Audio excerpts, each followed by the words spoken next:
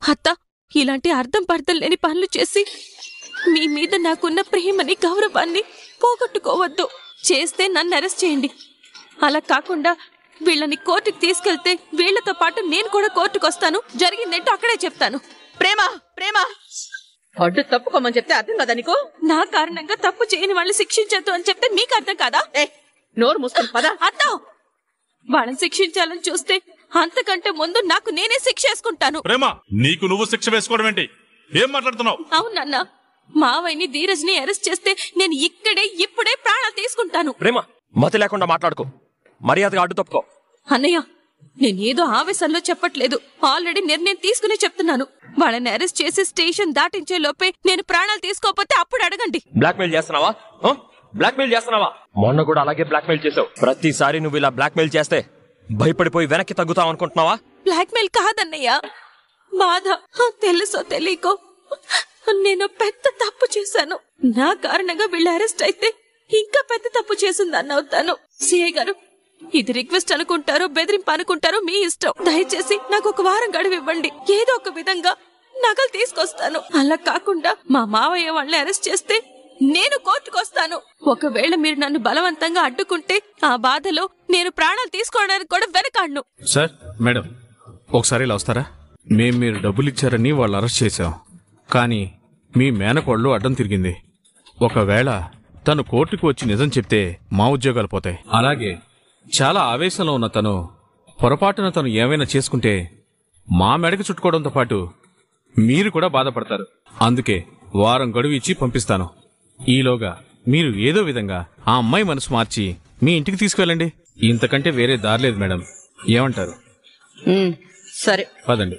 చూడమ్మా, ఒక వారంలో నువ్వు నగలు తీసుకొచ్చి ఇస్తానని అంటున్నావు కాబట్టి ప్రస్తుతానికి వీళ్ళని వదిలేస్తున్నాను. వారంలోపు నువ్వు నగలు తీసుకొచ్చి ఇవ్వాలి. లేదంటే మళ్లీ వీళ్ళని ఖచ్చితంగా అరెస్ట్ చేస్తాను. ఇదిగో రైటరు, వారం రోజుల్లో నగలు తీసుకొచ్చి అప్పగించేలా ఒక పేపర్ రెడీ చేసి సంతకాలు తీసుకోండి.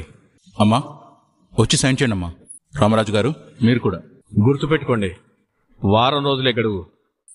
ఏమండి, ఇది మనకి జీవితంలో మర్చిపోలేని అవమానం, జీవితాంతం వెంటాడే బాధ. కానీ చెయ్యని తప్పుకి ఆ దేవుడు మనకి శిక్ష వేశాడండి. భరించడం కష్టమైనా సరే భరించక తప్పదు. ఈ బాధలోంచి మనం బయటికి రావాలండి. ఈ చేతికి ఇవ్వడం తప్ప ఆశించడం తెలియదు బుజ్జమ్మ. కానీ నా చిన్న కొడుకు ఈరోజు నన్ను దొంగం చేసేశాడు బుజ్జమ్మ. రేపటి నుంచి ఊళ్ళో వాళ్ళంతా నన్ను దొంగ కొడుకుకి తండ్రిని మాట్లాడతారు. ఇప్పుడు ఈ అవమానాన్ని, నిందని మోస్తూ నలుగురిలోకి ఎలా వెళ్ళాలి బుజ్జమ్మ? నా మీద దొంగ అని నింద వేయడానికి కారణం చిన్నోడు. కాని వాడ నగలను అమ్ముకొని డబ్బు ఖర్చు పెట్టుకున్నాడు అంటే నేను ఇప్పటికీ నమ్మలేకపోతున్నాను బుజ్జమ్మ. అసలు ఏం జరిగిందో, ఆ నగలు ఏమయ్యాయో వాడికి ప్రేమకు మాత్రమే తెలుసు. వారం రోజుల్లో నగలు తెచ్చిస్తానని ఆ అమ్మాయి చెప్పింది కదా. అసలు ఆ నగలు ఎక్కడున్నాయో, ఆ అమ్మాయి ఎలా తీసుకొచ్చిస్తుందో నాకైతే అర్థం కావట్లేదు. నేను చాలా మంచోడివి అనుకున్నాను రా. కానీ ఒక ఆడపిల్ల నగలమ్మి జల్సా చేసే ఈడేట్ అనుకోలేదురా. నీ కారణంగా నాన్న జైలుకెళ్లాల్సిన పరిస్థితి వచ్చింది కదరా. ఛీ, గుళ్ళో పెళ్లికి తిప్పి చూస్తే 10,000 కూడా అవ్వవు.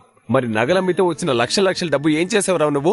25 ఏళ్లుగా ఆయన కష్టపడి సంపాదించుకున్న పేరు, పరువు, మర్యాద మొత్తం పోయిందని నాన్న అక్కడ కన్నీళ్లతో కుమిలిపోతున్నాడ్రా. నాన్న నీకేం తక్కువ చేశాడ్రా? నాన్నకు నువ్వు ఇలాంటి పరిస్థితి ఎందుకు తీసుకొచ్చావురా? వారం రోజుల్లోపు తిరిగి నగలు తీసుకొచ్చి ఇవ్వకపోతే నాన్నను మళ్లీ అరెస్ట్ చేస్తారు. ఈసారి ఖచ్చితంగా నాన్న జైలుకెళ్లాల్సిన పరిస్థితి వస్తుందిరా. రే చిన్నోడా, అసలు ఏం జరిగిందో చెప్పరా. ఏదైనా పరిష్కారం ఉంటే ఆలోచిద్దాం. మరోసారి నాన్నకు అరెస్ట్ అయ్యే పరిస్థితి రాకుండా చేద్దాంరా. ఈ సమస్యకి నేనే కారణం కాబట్టి నేనే పరిష్కారం అవ్వాలి. అత్తయ్య, పాపం ప్రేమ నిన్నంతా బాధపడుతూనే ఉంది. ఏం తినను కూడా తినలేదు. తనకి కాఫీ ఇచ్చొస్తాను. ప్రేమ, ధీరజ్, ఏంటొదినా? ప్రేమ ఎక్కడుంది? ఏంటొదినా నువ్వు? ఆ రాక్షసిని నేనేమైనా జేబులో పెట్టుకుని తిరుగుతున్నానా ఏంటి? నన్ను అడుగుతున్నావు? ఇక్కడ ఎక్కడ ఉంటుంది చూడు. అమూల్య, ప్రేమనేమైనా చూసావా? లేదు దినా, నేను చూడలేదు. ఏమైంది నర్మదా? ప్రేమ ఇంట్లో ఎక్కడా లేదు బావగారు. అదేంటి? ప్రేమ ఇంట్లో ఎక్కడా లేకపోవడం ఏంటి? అదే అర్థం కావట్లేదు సాగర్. ఇంట్లో లేకపోతే ఇంటి బయట ఎక్కడైనా ఉందేమో. చూసావా? చూశాను. లేదత్తయ్యా. బుజ్జమ్మా, ఏమైంది? ప్రేమ గదిలో లేదని అందరూ కంగారు పడుతున్నారండి. ఇంటి బయట ఉందేమోనో చూడమని చెప్పాను. అవునా? నేను బయట నుంచే వస్తున్నాను. అక్కడ ఎవరు లేరే. అవునా? ఎక్కడికి వెళ్ళింది? ఒకవేళ పెద్దక్క వాళ్ళ ఇంటికి వెళ్ళుంటుందేమో. ఆ ఇంట్లోకి వెళ్ళాలనుకుంటే మనకి చెప్పే వెళ్తుంది కదరా. ఆయన అక్కడికి ఎందుకు వెళ్తుంది మనకి చెప్పకుండా? ప్రేమ వెళ్ళుండదండి, వాళ్లే తీసుకెళ్ళుంటారు. చెప్తాను వాళ్ళ సంగతే. భద్రావతి! ఏ భద్రావతి! ఏ భద్రావతి! ఏయ్, మా ఇంట్లోకి రావడానికి ఎంత ధైర్యమే నీకు? ఒక పనుడితో లేచిపోయి నువ్వు ఈ రోజు ఏ మొహం పెట్టుకుని నా ఇంట్లోకి అడుగు పెట్టావే? ఏయ్, జీవితకాలం అదే పాట పాడతావా? బుద్ధుండదా? ఆయన నీతో మాట్లాడడానికి రాలేదు, నా కోడల్ని తీసుకెళ్లిపోవడానికి వచ్చాను. పిలువు, నా కోడల్ని పిలువు. నా కోడల్ని నా ఇంటికి పంపించావు. కోడలేంటి? ఏయ్, ఏం మాట్లాడుతున్నావు నువ్వు? కోడల్ని పంపించడం ఏంటి? వద్దు, అమాయకంగా నటించొద్దు. ప్రేమని మీ ఇంటికి తీసుకొచ్చారని నాకు తెలుసు.